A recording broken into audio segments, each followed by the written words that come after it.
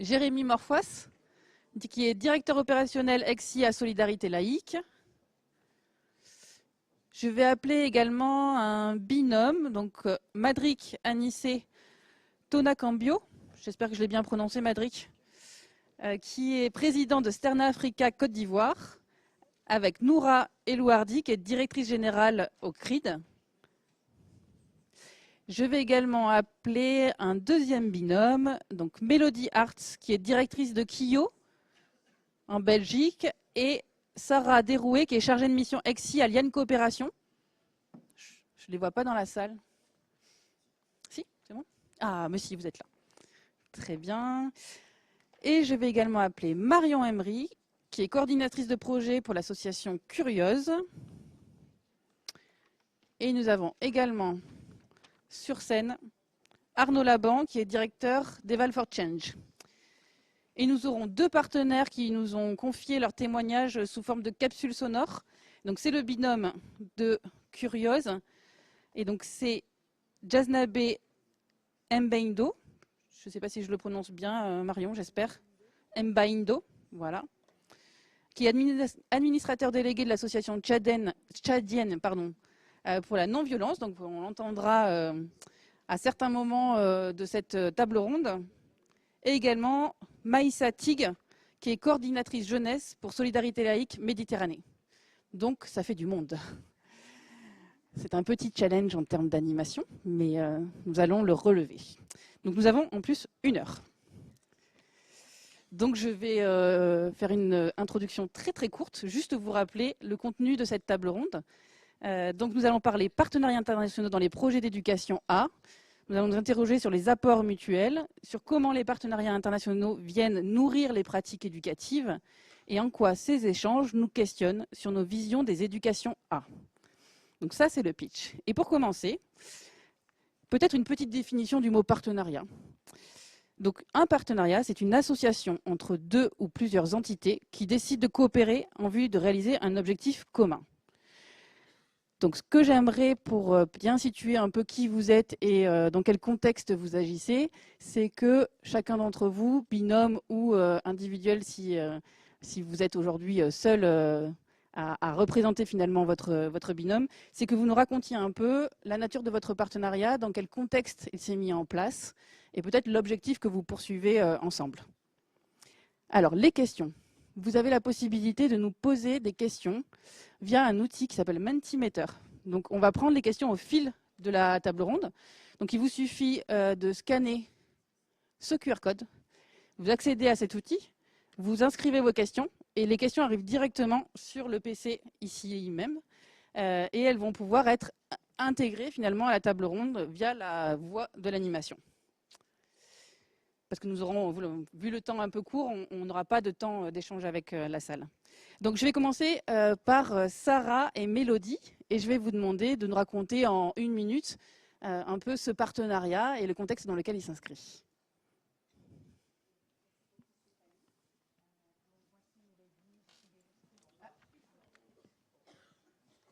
Mike. Ah oui, voilà. Donc, merci Stéphanie. Moi, je suis Mélodie. Je fais vraiment de mon mieux parce que ma langue maternelle n'est pas le français. Je suis belge, mais du côté néerlandophone. Et donc, merci pour votre patience. Je suis ici pour présenter Sarah et moi, Kio et Liane Coopération.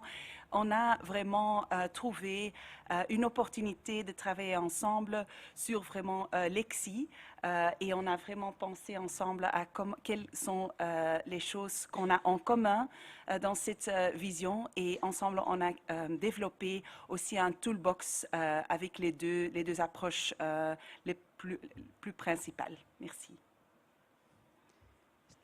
C'est dans le cadre d'un partenariat européen, c'est ça? Erasmus. Ouais, voilà, projet Erasmus, peut-être ça permet de bien situer aussi les cadres dans lesquels on peut réaliser ces partenariats.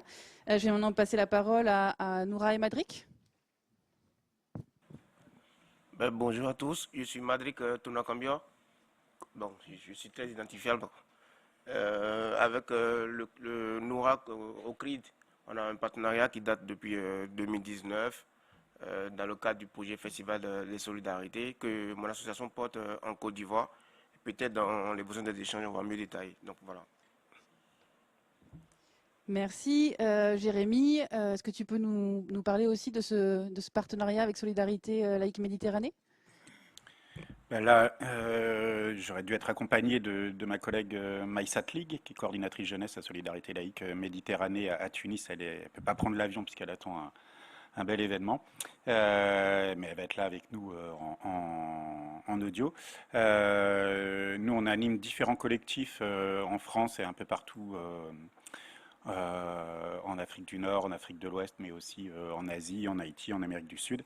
Et Maïssa est la coordinatrice de notre partenaire local en Tunisie, qui est Solidarité Laïque Méditerranée. Et peut-être la nature des projets que vous développez ensemble. Donc on a vu le Festival des Solidarités, un projet de Alors, boîte à outils, et vous, finalement, le ben, projet commun qui vous réunit. Solidarité laïque, nous, notre objet, c'est d'animer des collectifs d'organisation de la société civile. C'est notre identité, notre ADN. Là, ce qui nous mobilise aujourd'hui, ce qu'on va présenter, c'est la dynamique Jeanne des Deux Rives, où comment on accompagne environ 80 à presque une centaine aujourd'hui d'acteurs éducatifs et d'organisations éducatives de jeunes, de jeunesse, dans toute leur diversité, en France, au Maroc, en Tunisie et au Liban, et comment on les amène à coopérer ensemble. Merci. Je passe la parole à Marion.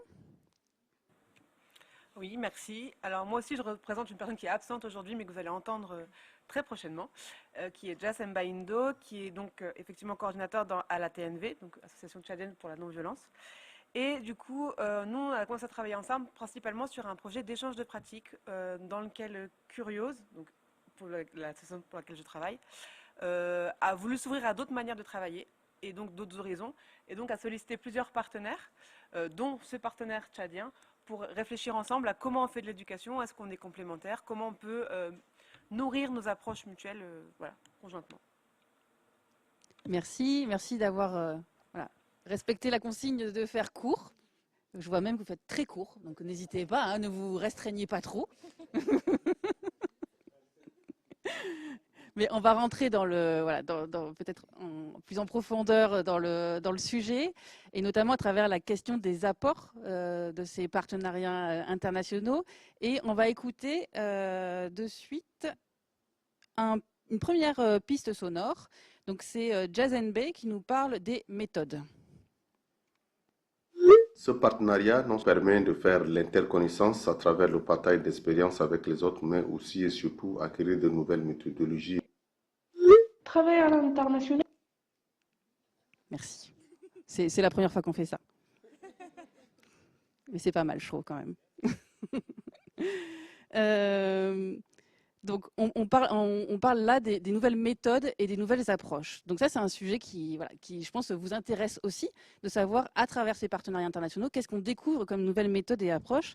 Et donc, je vais passer la parole peut-être à Noura, qui m'a parlé en entretien préalable de la mise en mouvement des corps et du levier des arts et de la culture. Et donc ça, c'est vraiment quelque chose, je pense, qu'ont apporté finalement les partenaires, notamment africains du Festisol. Ouais, merci beaucoup. Ouais, absolument. Enfin, je pense que la liste est très longue de tout ce que nous apportent nos partenaires internationaux sur une meilleure compréhension des enjeux, une meilleure connaissance de comment est-ce qu'on peut être véritablement solidaire entre communautés, entre populations, en fonction de où est-ce qu'on inscrit notre engagement citoyen. Mais effectivement, moi, quelque chose qui m'a beaucoup marqué, on a eu la chance d'être accueillis par Sterna Africa lors des rencontres internationales de l'éducation populaire et solidaire à Grand Bassam et à Abidjan en juin. Et moi, ce qui m'a vraiment marqué, c'était l'intelligence avec laquelle était considéré l'accueil des personnes lors de ces rencontres. Et vraiment le soin qui a été apporté à ce que chaque personne se sente bien et à ce qu'elle se sente bien physiquement. On était bien reçus, on était bien nourris, on était bien accueillis. Et en fait, c'est pour moi l'ensemble de ces conditions qui ont permis l'établissement de liens de confiance très rapides et la tenue d'échanges extrêmement riches, sincères et voilà, très constructifs et très intenses. Et plus loin que cette question de l'accueil, c'était vraiment la place qui était laissée au corps et aux temporalité dont on a besoin.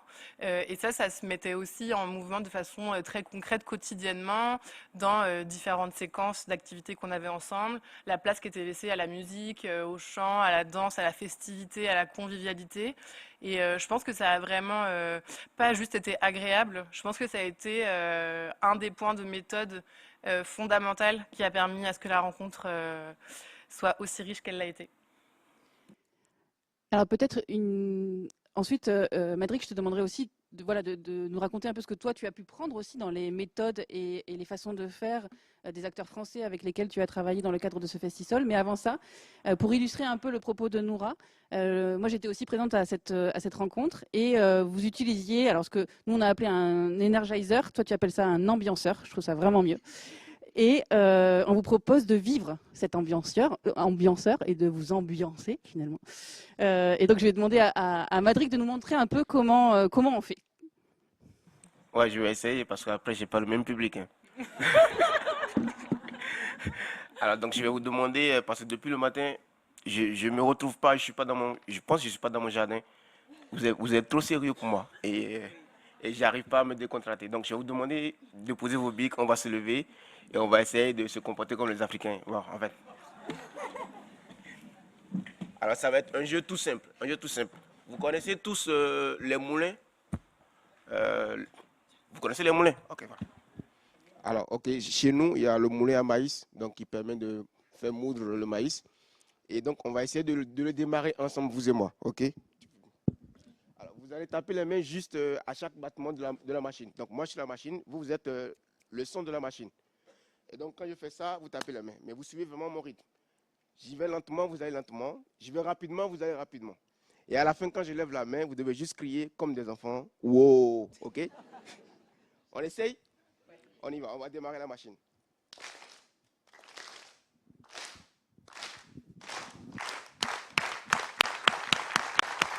Oh! Et bien voilà.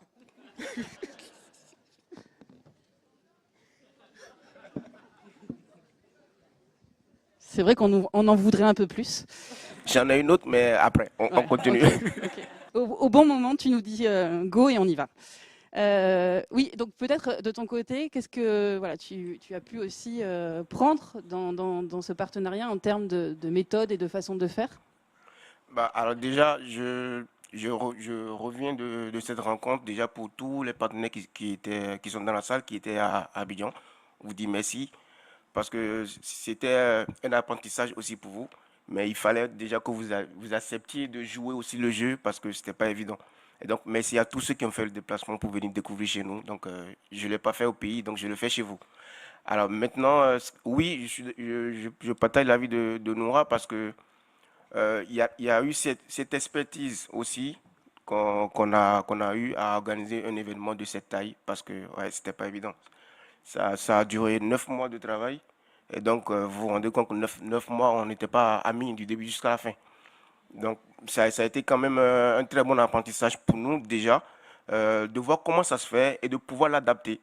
Parce que prendre un projet à l'international et l'adapter dans un contexte qui était quand même assez compliqué, il y a d'abord eu des rapports de confiance. Il y a eu plein de choses qui sont rentrées en jeu et on a dû beaucoup s'écouter. Et quand je dis beaucoup s'écouter, il ne s'agit pas que de moi et de Noura, c'est toute mon équipe, toute l'équipe de Noura. Donc, Noura et moi, on pouvait s'entendre à des moments donnés et nos équipes ne s'entendaient pas. Donc, c'était ça. Et donc, oui, on a beaucoup appris aussi à comment est-ce qu'on adapte un projet en écoutant le partenaire, en faisant en sorte que le partenaire sache que tu veux l'adapter, mais ça me convient toujours. Donc, ça a été vraiment aussi un apprentissage pour nous. On n'a pas l'habitude. D'habitude, on est entre nous, donc on ne se parle pas, on fait. Mais là, c'était différent. Ok, merci. Peut-être pour donner un peu de contexte pour les gens qui n'étaient pas à cette rencontre, vous demandez de quoi il s'agit. Donc c'était une rencontre autour de l'éducation populaire et solidaire qui a eu lieu à Abidjan et qui a été co-organisée par le CRID et Sana Africa, qui a réuni un grand nombre d'associations et d'acteurs de la société civile, mais aussi des acteurs institutionnels ou même des collectivités. Peut-être d'autres pour rester sur ces méthodes et ces façons de faire. Je voudrais peut-être que Mélodie nous explique qu'est-ce que c'est que l'approche par les talents Et donc, je sais que c'est voilà, c'est une approche que vous développez en Belgique et que votre association développe. Et je sais que Sarah en a parlé dans l'entretien préalable pour me dire ça, c'est quelque chose qui nous a paru vraiment intéressant et que nous, on ne faisait pas. Oui, alors donc notre mission, c'est vraiment sur l'autonomisation des jeunes en Belgique, mais aussi encore en 4 d'autres pays, donc au Brésil, aux Philippines, au Burundi et en RDC. Et ce qu'on fait, c'est vraiment, on développe des environnements d'apprentissage qualitatif et qui favorisent vraiment que les jeunes peuvent découvrir ses talents et vraiment leur potentiel. Ça, c'est le début parce que on a une vision inclusive sur les talents. Donc, c'est pas que les Messi et les Ronaldo qui ont des talents, mais nous, on dit vraiment à des jeunes, mais on croit que tous les humains ont des talents. Et donc, on travaille avec les jeunes sur la conscientisation et la découverte de ces talents. Et ça augmente vraiment leur confiance en soi. Et donc, pour nous, c'est vraiment important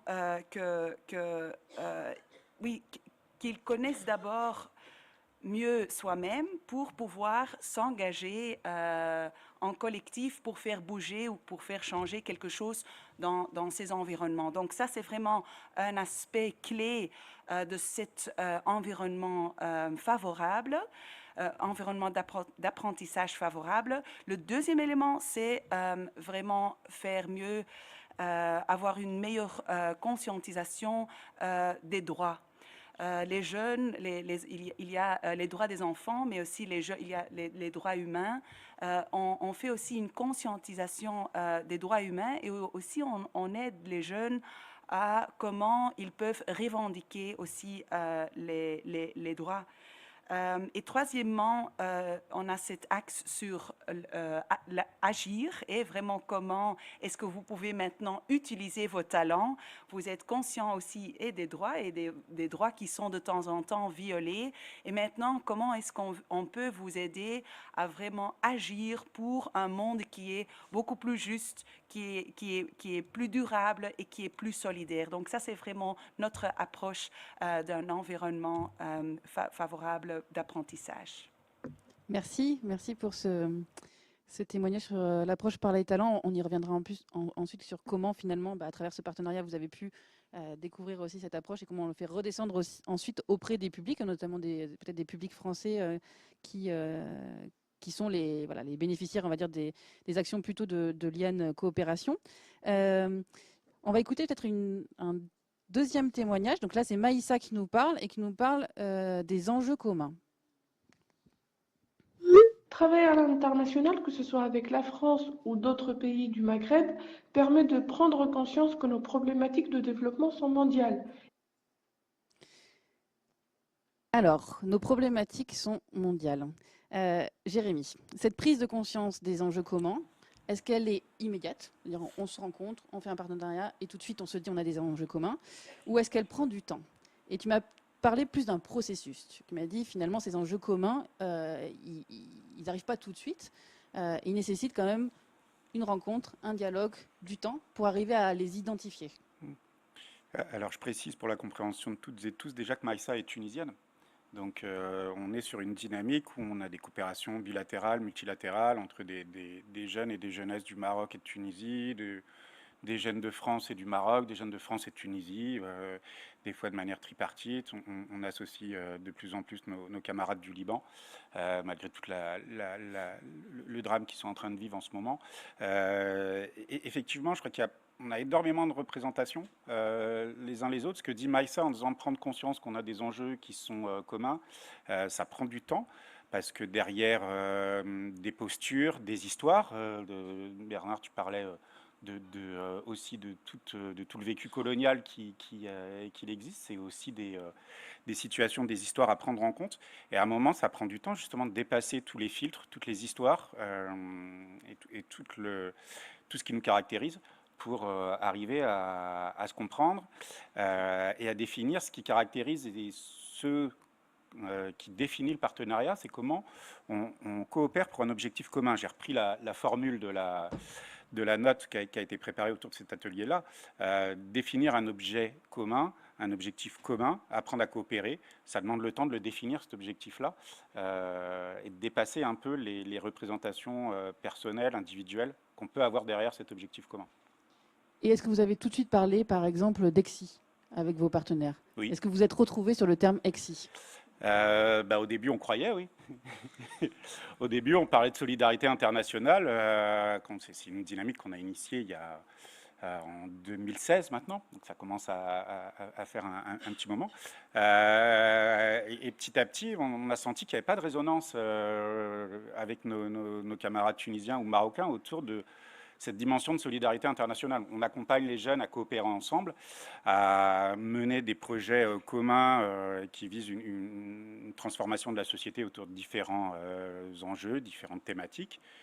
Et finalement, on s'est rendu compte, par justement l'espace de dialogue qu'on a petit à petit développé, que nos amis du Maroc ou de Tunisie nous ont réussi à finir par nous dire qu'ils ne se retrouvaient pas dans cette vision, définition de la solidarité internationale. Ils disaient, mais on a l'impression un peu que vous êtes les seuls à exprimer une solidarité. Et nous, comment on peut être, nous aussi, on a cette légitimité, cette envie d'être solidaire, de pouvoir développer des capacités à transformer le monde, à transformer la société. Et on a débattu sur cette notion de solidarité, y compris par exemple entre Marocains et Tunisiens, ce qui était intéressant aussi pour se décentrer. Ils n'avaient pas l'impression, eux, de faire de la solidarité internationale. Par contre, agir sur des problématiques qui leur sont communes, qui nous sont communes, et elles sont nombreuses, pour coopérer ensemble sur des problématiques qui nous sont communes, là on a commencé à trouver des biais communs. Et pour aller justement là sans anticiper sur la suite de nos travaux, là, c'est vrai qu'il le terme citoyenneté locale, mondiale, était quelque chose qui parlait à tous, parce qu'on peut considérer qu'on partage tous des problématiques qui sont mondiales, mais que l'on vit au quotidien, localement, et sur lesquelles on peut agir ensemble. Oui, tu nous parleras ensuite de comment finalement ça a impacté aussi les jeunes qui participent à ce projet Jeunes des Deux Rives. Donc sur les enjeux communs et finalement aussi la nécessaire adaptation, c'est ça que tu nous dis, hein, c'est que vous êtes arrivé avec un terme qui était l'EXI et finalement vous êtes mis d'accord sur solidarité locale et globale, enjeux locaux, enjeux globaux. Sans renier la solidarité internationale. Sans renier la solidarité internationale, bien sûr, mais vous avez trouvé votre langage commun finalement. Marion, toi, tu as peut-être un exemple à nous partager autour d'un outil que vous allez développer, un planisphère sur l'extractivisme. Je veux bien que tu nous racontes un peu comment vous avez... quelle réflexion ça a amené finalement ce planisphère? Pour resituer un petit peu, nous on a une étape un peu différente du coup de Solidarité Laïque, puisqu'on commence le partenariat à peine il y a quelques années. Donc la première démarche qu'on a mis en place, c'est d'abord de se connaître et de s'écouter, d'apprendre à s'écouter aussi. C'est quelque chose qui nous a apparu assez important. Et aussi se mettre d'accord sur le terme, comme tu l'as mentionné, Jérémy, c'est-à-dire que on s'est rencontrés avec nos partenaires, avec un collectif de plusieurs partenaires à 2 reprises. Et la première fois qu'on s'est vus, on s'est mis d'accord sur le terme éducation et ce qu'on entendait par le mot éducation. Parce que notre objectif à nous, c'était quand même de réfléchir avec des éducateurs et de voir comment on pouvait s'enrichir mutuellement. Donc il y avait d'abord cette nécessaire mise au point, entre guillemets, de ce qu'on parle de la même chose finalement. Donc ça, c'est la première étape qu'on a mis en place à l'occasion de notre premier séminaire. Et puis on s'est rencontrés à une deuxième occasion, et avec l'intention de réfléchir à, plus concrètement, les outils pédagogiques qu'on utilise nous dans notre méthode, est-ce qu'ils sont pertinents ailleurs? Est-ce que... on travaille tous finalement plus ou moins dans le cadre des objectifs de développement durable. On a produit des outils à cet effet-là. Est-ce que les outils qu'on utilise ici peuvent être utilisés ailleurs? Et il se trouve que dans le collectif d'acteurs qu'on a mis en place, il y avait une actrice sénégalaise du coup qui avait mis en place un de nos outils qui s'appelle le Grand Jeu des ODD. Et donc c'est un outil qui présente l'ensemble des 17 objectifs, qui prend la forme d'un jeu de loi sur lequel il y a différentes cases. Et parmi ces cases-là, il y a des supports. Et donc il y a des cases qu'on appelle supports ODD. Et donc à chaque ODD correspond un support que les participants vont aller consulter. Et donc je lui demande, en préparant ce deuxième temps de rencontre, si elle peut animer ce temps-là pour nous, avec la curiosité de me dire, je suis sûre, elle a changé plein de trucs, parce que forcément, elle est dans son contexte sénégalais, c'est pas le même contexte que le contexte européen, et en m'attendant à ce qu'elle change plusieurs éléments. première surprise, elle n'a pas changé grand-chose finalement dans les supports.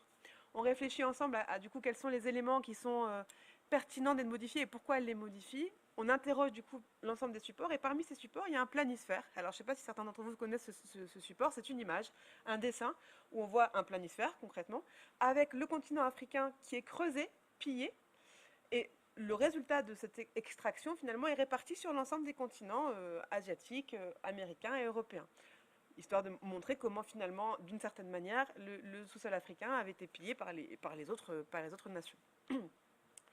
Et en fait, au moment où je présente ce support-là et où j'interroge les partenaires, je ne m'attends pas du tout à la réaction qui m'offre, c'est-à-dire, nous, on ne présenterait pas ce support-là. Et évidemment, je les interroge pourquoi, et ils m'expliquent la réaction que va générer ce support auprès de nos publics n'est pas celle qu'on recherche. Parce que quand on va présenter ce support-là, ça va éveiller la colère, la frustration et la colère des publics. Or, nous, quand on travaille avec nos publics, on ne veut pas générer ce sentiment-là, parce qu'en fait, ce qu'on cherche à faire, c'est les mettre en mouvement de manière positive. Donc, si on leur présente ces supports-là, on ne va pas générer la bonne émotion qui va enclencher cet engagement-là. Et donc, évidemment, l'idée derrière, c'est, effectivement, on ne s'attend pas à ces réactions-là, et donc comment, l'étape en tout cas suivante, en ce qui nous concerne, ça va être de réfléchir à adaptation, est-ce qu'elle est possible, est-ce qu'elle est pertinente, et comment on fait pour avancer ensemble, du coup, sur cette matière pédagogique, finalement.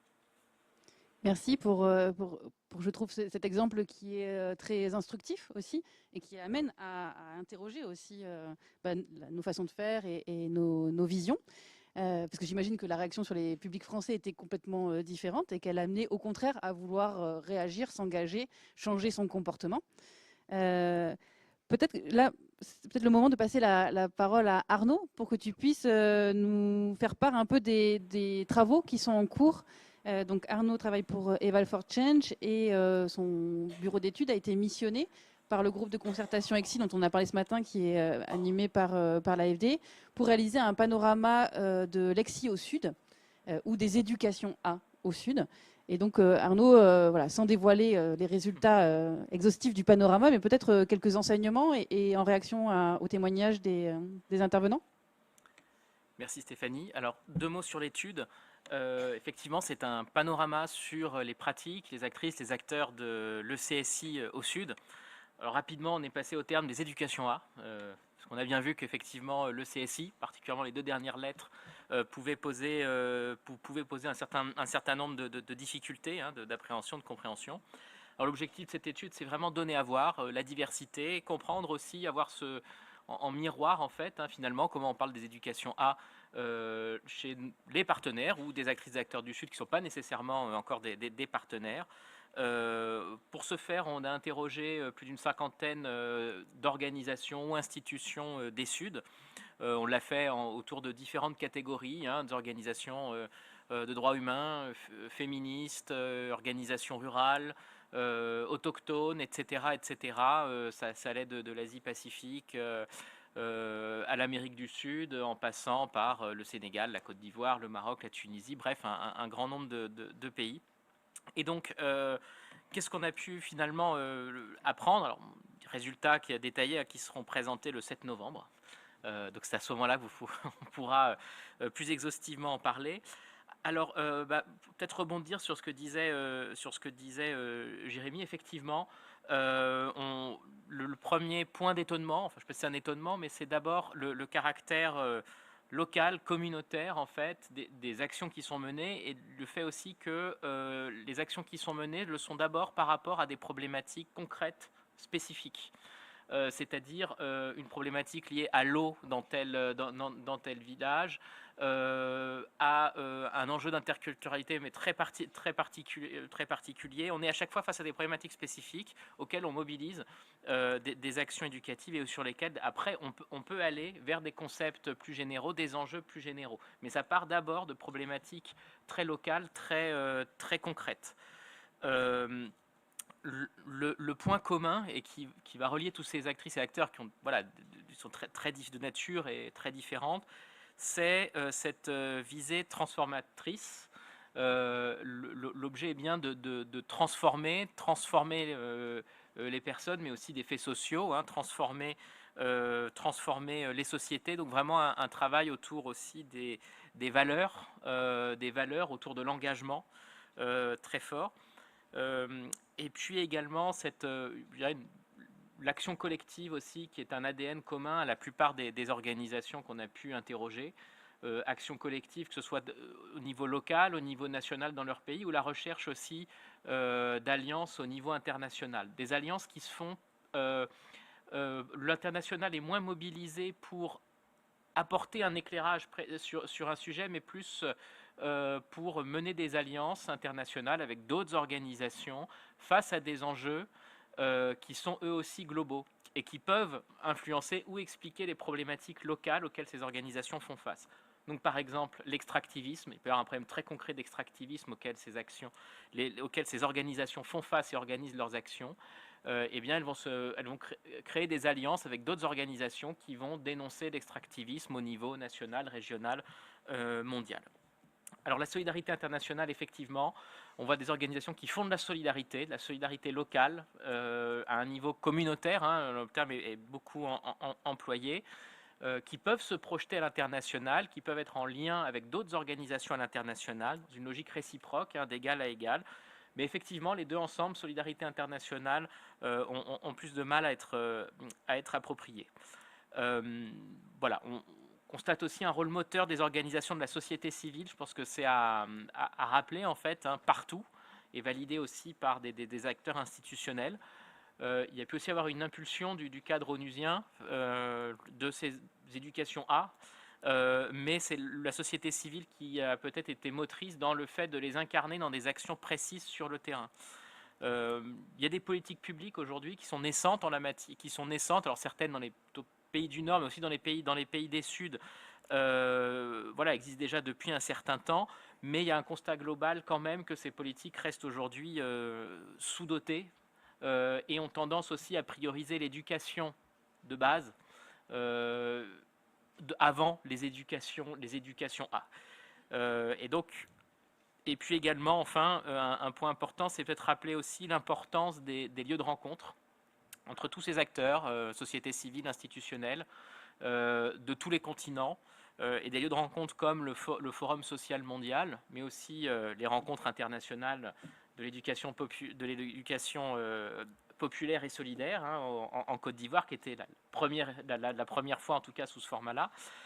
Ces rencontres qui voilà, permettent de créer cette mise en réseau entre acteurs et de faire croiser aussi les idées et de donner lieu à de nouveaux réseaux aussi et collectifs. Merci pour cet éclairage sur les éducations A au Sud. Je vous propose d'écouter à nouveau Jazen B qui nous parle des déséquilibres dans le partenariat. Notre complexe d'infériorité en tant qu'organisation du Sud a fait des propositions d'action et les défendre devant un partenaire du Nord parce que nous estimons qu'il est supposé être au-dessus de nous en termes de moyens techniques et financiers, et donc inutile de le frustrer de peur qu'il nous lâche. Donc là, Jazen B, il nous confie quand même une forme d'inquiétude aussi. Et donc Marion, je te laisse réagir parce que c'est, j'imagine, quelque chose que vous avez eu à prendre en charge aussi dans le cadre de votre partenariat avec l'association de Jazen B. Oui, tout à fait. En fait, c'est un peu compliqué. Alors pour nous, Curios, c'était la première fois pour nous qu'on essayait de créer ces partenariats internationaux. Et donc du coup, notre démarche a été d'abord prendre un premier contact, évidemment à distance, pour aller à la rencontre de ces partenaires-là. Et puis ensuite, de les accueillir, comme je vous le disais tout à l'heure, une première fois chez nous, à Poitiers, du coup, dans nos locaux.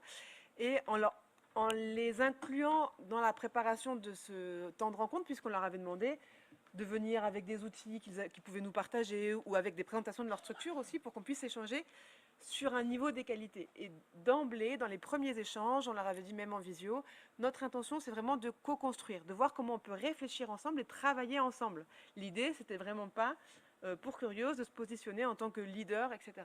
Néanmoins, rapidement, au cours de la première rencontre, on se rend compte que finalement, il y a une forme d'attente de la part du partenaire de recevoir quelque chose. C'est-à-dire que nous, on avait essayé de mettre dans l'animation de ces journées un temps de réciprocité, d'échange des outils, et qu'en fait, à la fin de la première journée, on a des premiers retours. Ah, merci, j'aime beaucoup les outils de Curios, je vais repartir avec les outils de Curios, Très bien, ce n'était pas du tout l'intention qu'on avait initialement. Et du coup, pour essayer de rééquilibrer les choses, on a constamment, dans ces temps de rencontre qu'on a avec nos partenaires, ce rappel de on veut co-construire. À l'issue du deuxième temps de rencontre, par exemple, on a essayé de réfléchir ensemble à qu'est-ce qu'on fait ensemble après, pour ne pas être porteur du projet dans sa totalité. On était à l'initiative du projet, on était à la source de financement, puisque c'est nous qui étions financés par l'AFD pour ce projet-là. Et du coup, pour la suite, on a décidé de créer un temps spécifique dans le séminaire pour essayer de les associer au contenu finalement. Qu'est-ce qu'on fait ensemble ensuite? Qu'est-ce qu'on propose à notre financeur, du coup l'AFD, pour continuer à travailler ensemble et de co-construire systématiquement. Mais je pense que le remède principal à cette relation, c'est la confiance et forcément du coup la communication. Peut-être Noura et Madric, est-ce que vous voulez nous parler aussi de comment vous avez réussi ou vous travaillez à des rapports égalitaires aussi dans le cadre de ces partenariats internationaux? Bon, je vais m'essayer, mais je vais rebondir un peu sur la notion de solidarité internationale. Je ne suis pas très d'accord avec les deux collègues. Je vous explique pourquoi rapidement. Je pense que généralement, lorsque vous choisissez des expressions pour certaines choses, vous le faites d'abord pour votre contexte. Et après, vous décidez de l'internationaliser. En ce moment, vous ne changez plus l'expression. Parce que solidarité, ça a toujours existé de façon innée dans la société africaine. Nous, on a toujours été solidaires l'un avec l'autre. C'est inné en nous. Tu ne peux pas voir un Africain qui passe, qui voit l'autre assis, ne fait rien sans lui demander ça va, tes parents, tes enfants et tout et tout. C'est inné en nous. Donc nous, on est solidaires généralement. On est né comme ça. Alors, international pour nous, c'est la solidarité que j'ai l'habitude de faire avec mes frères, mes soeurs ou bien mes voisins. Ben, si je décide de quitter ma région et d'aller porter cette solidarité dans une autre ville, moi, je dis déjà que c'est international. Je sors de mon confort habituel. Alors, ça dépend de comment est-ce que vous expliquez les expressions quand vous êtes avec la population du Sud. Il faut savoir adapter. Alors, quand vous choisissez une expression qui est propre à vous, que vous souhaitez, confiez l'expression, expliquez-le de votre manière à un acteur local et dites-lui de vous le réexpliquer. Parce que moi, j'explique tout le temps à des gens qui n'ont pas été à l'école, qui ne parlent pas français. Parce que nous, chaque expression, nous devons l'adapter dans nos langues maternelles. Et tout le monde comprend l'expression solidarité internationale. Parce qu'ils le font déjà. C'est déjà un truc qui est inné en nous. C'est une habitude qu'on a déjà. Et à chaque fois qu'on l'extériorise, si je quitte le Bénin, alors que moi je quitte la Côte d'Ivoire, je viens faire quelque chose que je fais d'habitude en Côte d'Ivoire au Bénin, ben je peux dire que j'ai fait de la solidarité internationale parce que personne ne me paye pour ça. Mais ça, nous, on le fait tout le temps. Je peux aller au Bénin en mission. Ben, même chez vous, si je viens parfois, je vois des gens dans le métro, ils ne font rien. Je donne de l'argent. Ben, je ne suis pas obligé, mais moi, je peux dire, mais c'est de la solidarité. Ça a franchi mes frontières. Pour moi, c'est international. Et quand tu expliques ça à une maman qui est dans un village, elle comprend. Mais je le fais. Je le fais tout le temps et tout. Et c'est comme ça qu'il faut expliquer. Il faut savoir adapter les expressions que vous avez chez vous. Lorsque vous sortez de votre contexte et que vous allez au Sud, demandez au Sud, ça c'est ce qu'on fait, expliquez. Et on va vous dire, non, chez nous, ça s'appelle tel. Un peu comme l'expérience tout à l'heure, tu as dit dynamiseur. Je te dis non. Chez nous, ça s'appelle ambianceur. Ça a toujours une signification. Donc, il faut toujours savoir adapter. Ces expressions, ça existe, mais il faut expliquer chez nous. Il faut vraiment, il ne faut pas l'envoyer pour dire, tenez, chez nous, on fait beaucoup de sensibilisation sur les ODD, mais on ne les appelle jamais ODD. Il faut toujours réadapter. Donc, c'était en griffe, je voulais rebondir sur ça pour dire, oui, ça nous parle, mais pas dans votre français. Ça nous parle dans notre français à nous. Voilà.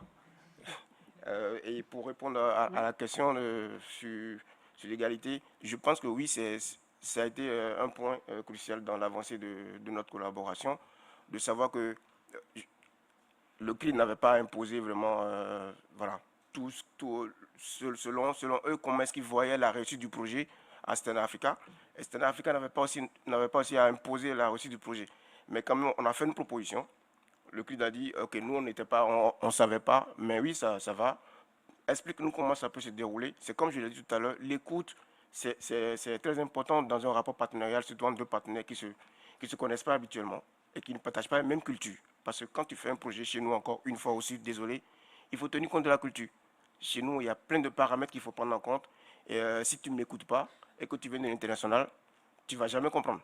Il faut vraiment faire confiance à un acteur local qui vous dit non, chez moi, on ne sort pas la nuit, par exemple. C'est en griffe des choses qui peuvent intervenir dans un contrat bilatéral, de vous dire chez vous, ça ne dérange pas, mais chez moi, on ne rigole pas quand quelqu'un fait ci ou quand quelqu'un fait ça. il y a eu toutes ces préparations-là entre nous avant que ce projet puisse naître. Et ça a fait que tout le monde s'est senti bien parce qu'on a fait un travail de préparation, mais incroyable, quoi. Donc voilà, c'est ce que je pouvais dire. Merci. Noura, si tu veux compléter aussi de ton expérience de ce partenariat. Ouais, moi je veux vraiment rejoindre Madric, Marion. Enfin, moi j'ai vraiment l'impression que la communication c'est vraiment un élément clé et je trouve que ce qui est vraiment très intéressant dans aussi cette dimension internationale et du coup ce décalage culturel et ce décalage administratif et ce décalage linguistique et en fait on est obligé de se décaler sur tout et on est obligé de expliciter pourquoi on fait les choses, pourquoi on les demande, pourquoi on pense que on n'aurait pas, enfin, pourquoi est-ce qu'on savait pas qu'il fallait qu'on parle de ça. Enfin, en fait, ça demande à expliciter l'ensemble de notre façon de réfléchir, parce qu'en fait, on a énormément de biais qu'on va même pas, dont on n'aura même pas conscience avant d'avoir ces échanges avec nos partenaires. Donc, je pense que la création d'un lien de confiance, c'est essentiel pour pouvoir avoir cette communication et aussi pour pouvoir se remettre en question. Et je pense que la communication et l'écoute, ça enlève pas l'inégalité qu'il peut y avoir entre deux structures, notamment françaises et par exemple ivoirienne, parce qu'en fait, forcément, il y a une asymétrie. Ça ne veut pas dire qu'il y a une inégalité, mais ça veut dire qu'en fait, l'asymétrie, il faut aussi la considérer, avoir conscience que quand on s'adresse à un partenaire et que c'est nous qui avons les financements, bah, en fait, c'est très insécurisant aussi pour un partenaire. Et du coup, aussi faire ce travail de mise en confiance, d'expliciter nos contraintes, de pouvoir entendre les contraintes du partenaire et de pouvoir aussi identifier les différentes petites marges de manœuvre qu'on peut avoir. Et en fait, peut-être que tous les ajustements, c'est pas à notre partenaire de les faire, c'est à nous de les faire, c'est à nos bailleurs de les faire. Enfin voilà, et essayer d'identifier aussi où sont les autres variables d'ajustement pour pas que l'ensemble de la pression et de la charge d'adaptation reviennent sur les partenaires qu'on peut avoir. Merci pour ces conseils aussi. Alors maintenant peut-être une avant-dernière question parce que le temps file. Une fois qu'on a fait ces partenariats internationaux, qu'on a appris mutuellement beaucoup de choses, comment on fait redescendre finalement les apports de ces partenariats internationaux sur les territoires et sur les publics avec lesquels on travaille. Et je pose la question au partenariat entre KIO et Eliane Coopération. Vous, finalement, cette boîte à outils que vous avez co-construite aujourd'hui ou dans l'avenir, comment elle va essaimer sur vos territoires et auprès des publics? Peut-être juste avant d'expliquer comment elle va essaimer, juste recontextualiser un peu la coopération. Donc c'est un Erasmus+, coopération simplifiée. Donc ça dure 1 an, c'est des échanges de pratiques. Donc KIO a développé des outils de son côté, et Eliane Coopération aussi, pour accompagner les jeunes à une citoyenneté active à travers des projets de solidarité internationaux et des projets d'EXI. Et en fait, on a mutualisé dans cette boîte à outils, on a voulu rassembler tous ces outils. Et pendant cette année aussi de connaissance de nos deux structures, on a demandé à KIO de venir, on a organisé une formation pour les acteurs de la jeunesse. Donc nous, on est un réseau régional multi-acteurs dans les Hauts-de-France. Et donc notre public, c'est les associations. On a beaucoup d'acteurs jeunesse qui essaient de mobiliser les jeunes et donc il y a un vrai besoin d'être outillés sur ces sujets-là. Et donc on a proposé à KIO de venir présenter les outils et dont on parlait tout à l'heure, avec ce plus des talents que nous, on n'avait pas forcément dans notre boîte à outils au départ. Parce qu'on a aussi très conscience que c'est compliqué aujourd'hui de venir parler d'éducation à la citoyenneté mondiale ou d'EXI à des jeunes qui n'ont même pas conscience qu'ils sont en capacité d'agir. Et donc on a trouvé ça hyper riche de pouvoir ajouter ça en introduction pour accompagner les jeunes. Et en fait, donc cette formation, elle s'appelait « Comment mobiliser les jeunes à des projets de solidarité internationaux ou à des projets d'EXI ». Et elle était ouverte à 20 personnes et elle a été remplie en très peu de temps. Donc déjà, ça a montré le besoin des acteurs du territoire d'être outillés. Donc ça nous a confirmé que ce partenariat, il avait vraiment du sens sur notre territoire. Donc cette boîte à outils, on l'a aussi testée à Gand pendant 2 jours. Et à cette occasion, on a invité des acteurs européens, mais aussi des acteurs de notre territoire. Donc on a nos acteurs régionaux, mais aussi d'autres régions de France qui sont venus pour pouvoir tester les outils. Et encore une fois, on a vu ce besoin et cette reconnaissance des acteurs qui étaient présents de pouvoir découvrir les outils qui sont contenus dans cette boîte à outils, qui sera terminée à la fin du mois et qui n'est pas encore traduite en français, mais bon, qui sera aussi bientôt disponible. Donc c'est justement la mettant ensuite en ligne, donc c'est quand même facilitant ensuite pour pouvoir télécharger des outils et pouvoir se les adapter. On s'est aussi rendu compte que le projet, il avait besoin encore d'autres projets pour approfondir tous les différents outils et pouvoir les adapter aussi aux différents enjeux, enfin contexte européen, parce qu'un outil qu'on utilise dans un contexte belge, ce ne sera pas la même chose nécessairement, même en France. Donc voilà, en tout cas, c'est vraiment venu à nous aider, nous, l'IAN Coopération, à pouvoir mieux comprendre aussi, enfin mieux accompagner les acteurs dans cette pédagogie informer, comprendre, agir, qu'on voudrait, qu'on souhaite transmettre en fait aux acteurs de l'EXI de notre territoire, avec justement des outils complémentaires de notre partenaire. Ça répond à la question? Merci. Oui, tout à fait. Et c'est intéressant parce que c'est vrai qu'il y a beaucoup d'outils qui se créent. On voit énormément d'outils naître, notamment dans le cadre de projets européens. Et donc cette question ensuite de l'appropriation de ces outils, elle est vraiment très intéressante. Et là, on voit que l'objectif de cette boîte à outils, c'est qu'elle serve aux acteurs et qu'ensuite, voilà, elles permettent de proposer des séances pédagogiques, des animations avec les publics dans vos territoires respectifs. J'imagine qu'en Belgique aussi, l'objectif, c'est que ce qui a été pris aussi des méthodes de l'IAN va permettre à ces acteurs d'être sensibilisés d'une autre façon, ou avec des complémentarités en tout cas.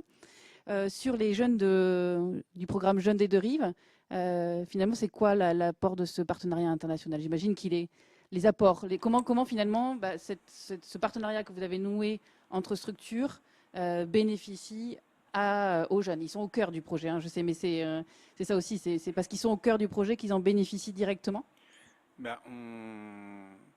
Déjà, à la base, on travaille avec des acteurs de territoires qui peuvent être marginalisés, qu'ils soient en France, au Maroc, en Tunisie, que ce soit des territoires ruraux, des territoires urbains, où les populations, et les jeunesses en particulier, vivent des situations d'oppression.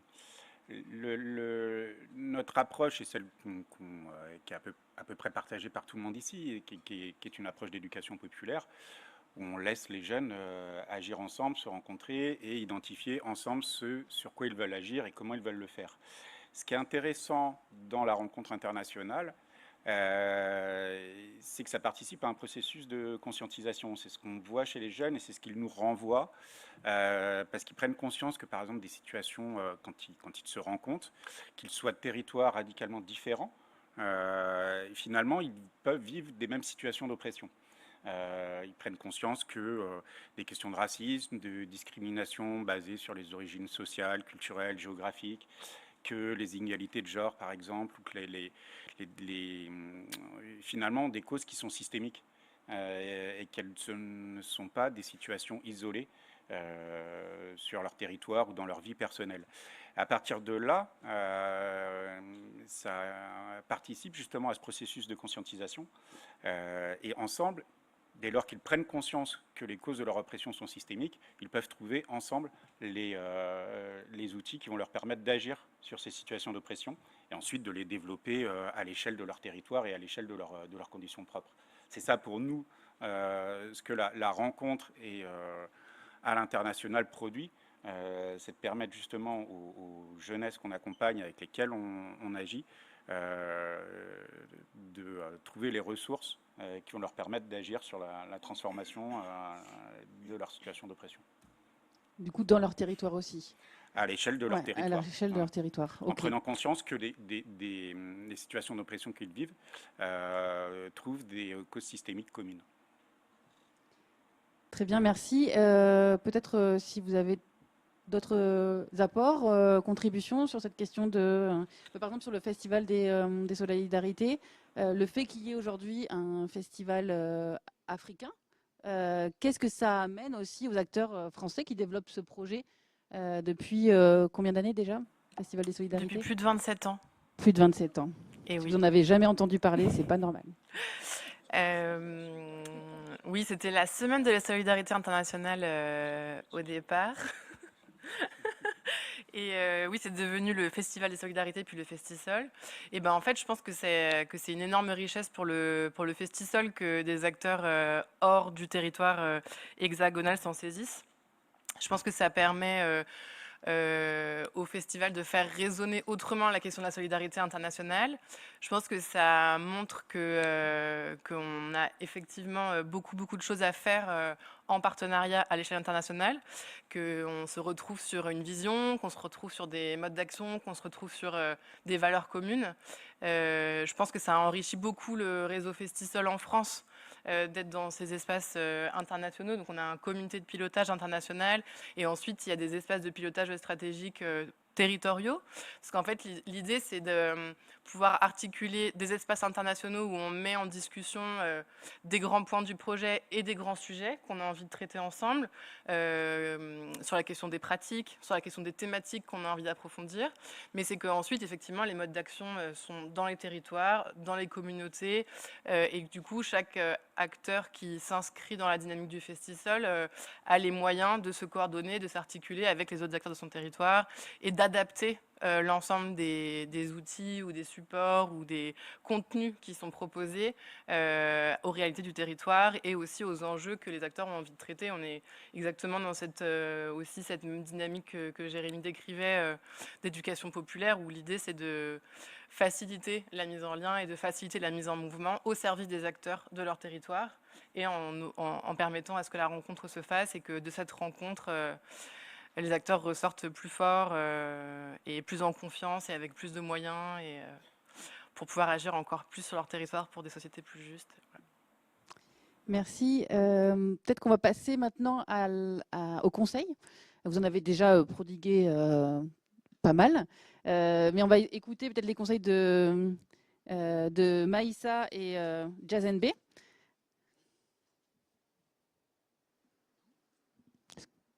Si, en régie, les conseils.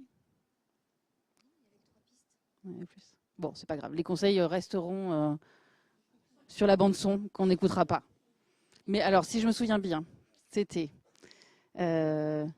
égalité, réciprocité, prendre en compte les différents contextes culturels. Et il y avait autre chose, mais alors là, ça ne me vient pas tout de suite. Quels seraient vos conseils à vous pour des acteurs, parmi peut-être certains sont dans la salle, qui envisageraient de se lancer dans des partenariats internationaux en lien avec les projets, les actions qu'ils et elles mènent, peu importe les éducations dont ils se revendiquent. Quels seraient vos principaux conseils? Jérémy, vas-y. Je l'ai déjà dit, puis ça résume un peu tout ce qu'on a pu se dire précédemment.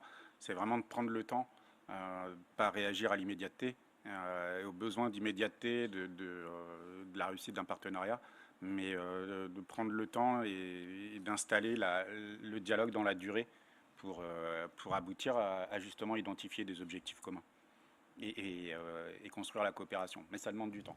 Ouais, prendre le temps. Il faut l'assumer. Ouais. Oui, assumer le fait que ça va prendre du temps aussi. Peut-être Noura, si tu veux bien nous parler aussi. Alors, un conseil, ce serait de se rencontrer. Je pense que il y a la question de la temporalité et pour moi, l'autre question vraiment centrale, c'est la question de la confiance. Et que pour se faire confiance, je pense qu'il faut se rencontrer. Il faut passer du temps ensemble, il faut aller manger ensemble, il faut être fatigué ensemble, il faut vivre des choses difficiles ensemble et que ça passe vraiment par des moments ensemble vécus. Et donc, j'aurais pour conseil de vous déplacer, d'aller voir vos partenaires.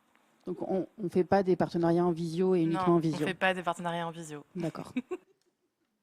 Madric? Elle a raison, on ne fait pas des partenariats en visio. Bon, moi, je peux peut-être te dire ce que Djeneba et, je ne sais pas, Maïssa. Tu t'en souviens? Non, je ne m'en souviens pas, mais j'ai l'impression qu'on Ah, on va dire les mêmes choses. d'accord. Donc je pense qu'ils ont parlé de peut-être la confiance. Pour nous, acteurs du Sud, ça a toujours été un vrai problème de toujours devoir tout vous démontrer avant d'avoir un partenariat. C'est pas la compétence qui manque, mais on est tellement sous-estimé. Et même quand on montre du doigt de quoi on est capable, on est quand même obligé d'être accompagné par quelqu'un de votre côté. Et c'est très gênant. C'est très gênant. Après, on n'a pas le choix parce que nous, on n'a pas de financement en Afrique pour des projets. Donc, parfois, on se dit, OK, d'accord, on accepte, mais parfois, c'est pas fait vraiment de bon cœur. Après, il y a aussi cette question d'égalité. Égalité parce que lorsque le financement, c'est comme il a dit dans le tout à l'heure, lorsque vous mettez un financement pour un projet, vous ne nous laissez pas la possibilité de dire non, on ne veut pas ça, on ne veut pas ça. Le financement est mis à disposition et donc le projet doit être déroulé comme le partenaire veut. C'est ce que je n'ai pas, c'est ce que j'ai mis dans la dynamique avec le CRID, voilà, parce que j'avais mon mot à dire et heureusement j'ai eu raison finalement. Et ça c'est important parce qu'on aurait tous, autant que nous sommes acteurs en Afrique, on peut proposer, c'est nous qui accueillons. Si le projet a lieu chez vous ou bien ailleurs, on peut comprendre. Mais lorsque le projet a lieu dans un contexte différent, c'est très important de dire à l'acteur, d'avoir un acteur déjà au niveau local, c'est très important, de ne pas prendre un projet de venir l'imposer à une communauté. Ça se faisait beaucoup et dernièrement on a commencé à vous dire non. Mais c'est bien de trouver un acteur local, mais qui vit chez nous. Parce qu'on a des acteurs locaux qui ne vivent pas chez nous, qui sont chez vous ici, qui rentrent faire des activités. Ça aussi, ce n'est pas une bonne méthode. Et quand vous venez, dites-nous, voilà ce qu'on veut faire comme projet. On peut vous dire, oui, ok, c'est bien, mais chez nous, ça ne passera pas. Vous voyez? C'est un peu comme, à titre d'exemple, un réseau qui est né aussi de la rencontre, qu'on appelle aujourd'hui réseau Orunani. Orunani qui dit une langue burundaise. Mais en fait, c'est un réseau d'acteurs de CMS, d'éducation accidentée mondiale et solidaire. Mais on sait entre nous que ça ne parle pas du tout. Parce que nous, on n'a pas envie de travailler pour chercher de l'argent auprès du bailleur. On a envie de faire du travail pour notre communauté. Et il faut qu'on soit en mesure de leur expliquer qui nous sommes. Donc, si tu viens, tu dis on est un réseau ECMS, au lieu d'aller directement sur le travail, tu vas d'abord expliquer longtemps. Parce que quand on dit longtemps, nous, on doit le traduire dans nos langues, ECMS et tout. Mais tu dis Urunani tout de suite, ils vont te dire c'est dans quelle langue. Parce qu'ils savent que ce n'est pas européen, c'est africain ça déjà. Donc tu expliques simplement, ça veut dire solidarité, unité et tout. Et ils se disent, ok, ben, tu n'as plus besoin de dire on est un réseau d'acteurs et tout. Bon, c'est quand même pour dire l'écoute et la confiance, pour nous, c'est très important. Ça permet tout de suite de décontracter l'acteur qui est en face de vous. Et quand nous, on est décontracté, on a de très belles idées. J'en doute pas.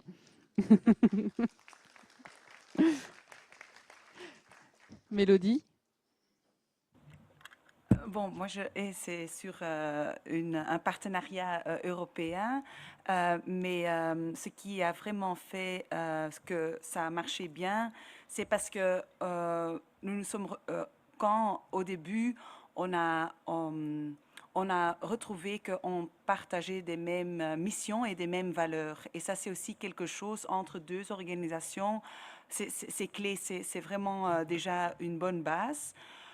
Deuxièmement, c'est aussi, on a trouvé des complémentarités parce que, oui, si dans un partenariat, c'est un peu et aussi lié à l'égalité, mais pour chaque partie, il doit être quelque chose à gagner.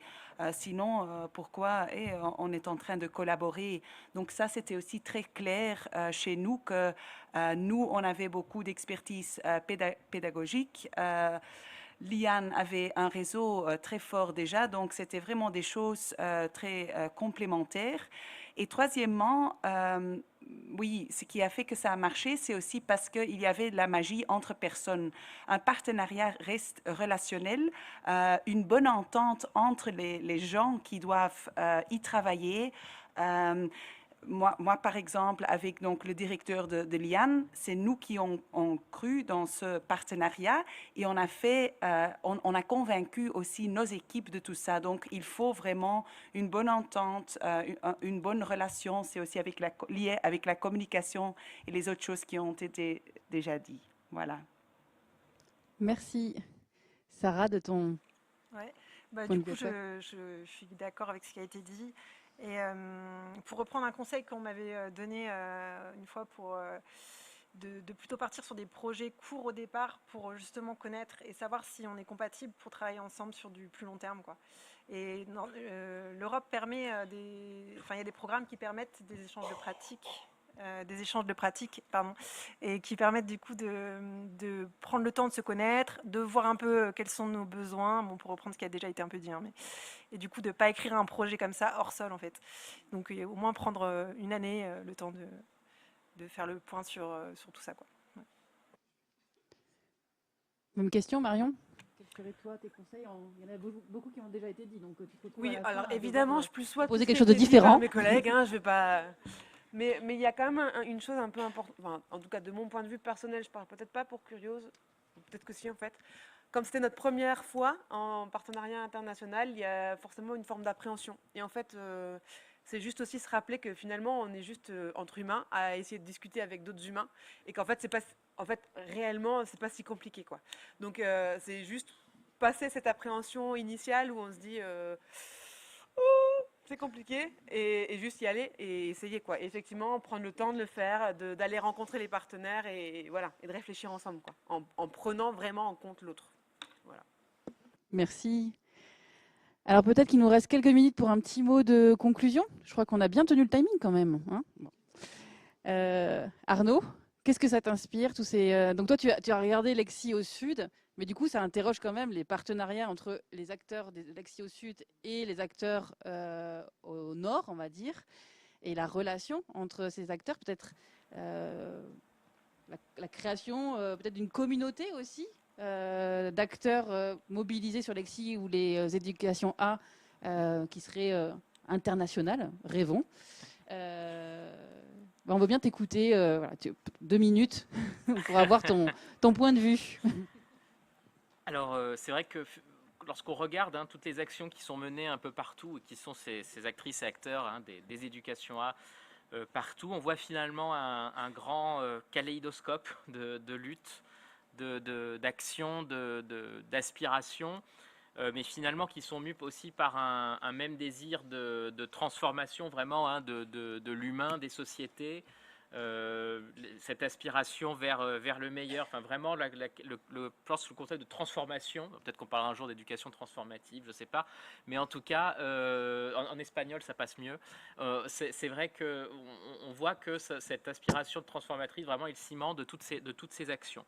Et donc on peut retrouver effectivement voilà, ce sont des milliers, des centaines de milliers d'expressions de cette transformation qu'on retrouve. Et qui constitue ce socle commun et permet du coup de former cette communauté voilà, internationale autour de cela. Donc avec des valeurs importantes, je pense, pour faire vivre aussi ces partenariats, la réciprocité, égal à égal, tout ce qui a été dit en fait dans le commentaire audio que nous n'avons pas pu écouter, mais que tu nous as très bien restitué. Moi, je notais sur mon petit, voilà, ici des conseils, c'est exactement ce qui sortait. Donc voilà, c'est effectivement réciprocité, égal à égal, vraiment accepter aussi de recevoir, c'est-à-dire accepter que l'autre va vous apprendre aussi quelque chose, sur ce que vous faites, vos actions, ça va peut-être aussi quelque part vous faire sortir de votre zone de confort, mais c'est important aussi d'accepter de recevoir et de voir toujours un donnant-donnant. Il n'y a pas qu'une question financière, il y a vraiment une question de donnant-donnant aussi, d'expérience, de connaissances, au-delà du cadre financier qui est souvent contraint. Peut-être pour rappeler le cadre voilà, global de tout, finalement, qu'est-ce qui peut créer un commun aussi à tout cela, peut-être rappeler aussi... je sais que le multilatéralisme prend du plomb dans l'aile en ce moment, mais rappeler aussi ce qui était à la base et dans quel cadre ça s'est défini. Peut-être rappeler la convention qui crée l'UNESCO, celle de 1945, l'acte constitutif, qui parle de méthodes d'éducation de méthodes d'éducation les plus adaptées pour préparer les enfants du monde aux responsabilités de l'homme et de la femme libre. Je pense que c'est ça finalement l'aspiration qui est assez commune et quelque part ne faut pas banaliser non plus ce qui est fait par les actrices et les acteurs au Sud, par vous aussi dans cette salle, dans ces temps compliqués. Donc rappelez que voilà, cet objectif il a été fixé après un préambule dont la première phrase était les guerres prennent naissance dans l'esprit des hommes. C'est dans l'esprit des hommes que doivent être élevées les défenses de la paix. Voilà, c'est un peu à ça qu'on contribue tous et tous, à ériger finalement cette ligne de défense. Tout à l'heure, on parlait de première intervention des barbares, eh bien c'est ça aussi que vous construisez toutes et tous, et donc voilà, le rappeler aussi, c'est ce qui crée notre lien commun à toutes et tous, quels que soient les pays d'appartenance.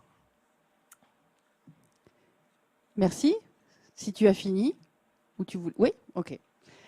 Eh bien, merci beaucoup pour votre participation à cette table ronde. Et je passe la parole peut-être pour la conclusion.